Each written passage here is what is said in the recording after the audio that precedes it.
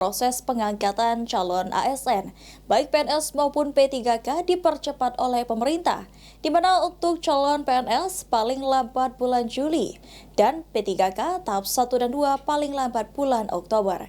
Namun demikian, BKN Regional 7 Palembang saat ini masih menunggu juknis dari pusat.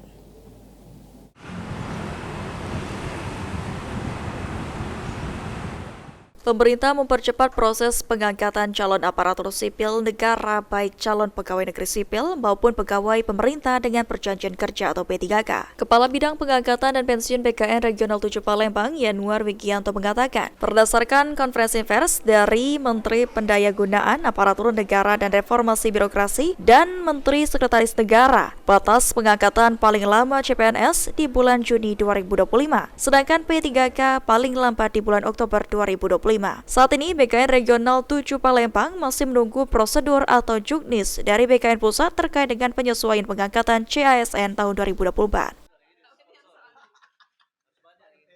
Pengangkatan paling lama untuk CPNS itu di Juni 2025, sedangkan kalau untuk P3K itu paling lambat adalah di Oktober 2025. Tapi kalau untuk saat ini, karena ini baru hari Selasa,